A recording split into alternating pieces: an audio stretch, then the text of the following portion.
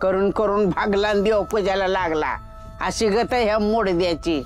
ह्याला जर आहे ना खरंच भक्ती करून मारुती जर प्रसन्न झाला ना तर आहे ना पहिली गदा ह्याच्या डोक्यात घालेल मारुती। झालं बोललात ना त्याला, माझा लोक एवढ्या घराच्या सुखासाठी धडपडतोय आणि तुम्ही त्यालाच नाव ठेवा। गोपाळ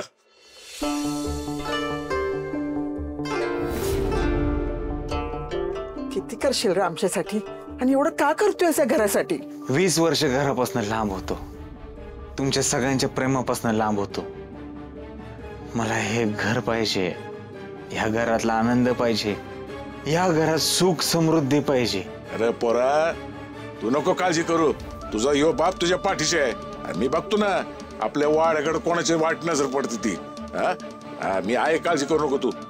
जा दमला असेल जाऊन झोपा तू। होय लालीची चला, तुम्ही बी लवकर झोपा। होय अहो सुधाकर नाही आला हो अजून।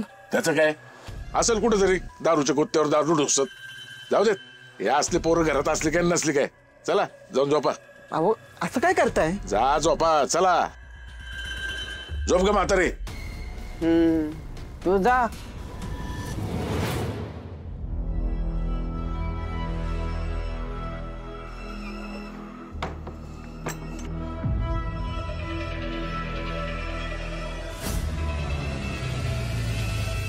काय झालं असं का बघताय? मला तुमचं हे रूप बघून लय वाईट वाटतंय। कसलं रूप? हेच जे जगानं नाही पाहिलंय।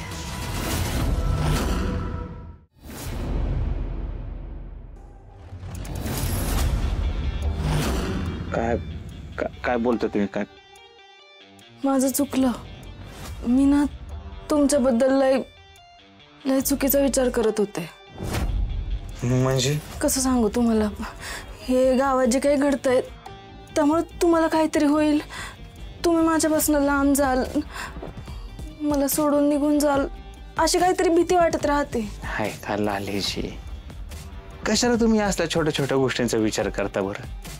नका टेन्शन घेऊ तुम्ही, जोपर्यंत माझं या गावातलं काम होत नाही का नाही तोवर मी इथनं जात नाही। कसलं काम? हेच माझ्या या सुंदर बायकोवर जीवापाड प्रेम करायचं, घरातल्या सगळ्या माणसांची काळजी घ्यायची, त्यांची मनं जिंकायची, हीच सगळी कामं।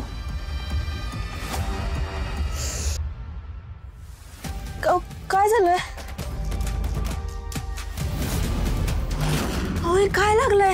काय नाही ते काय नाही। कसं लागलंय?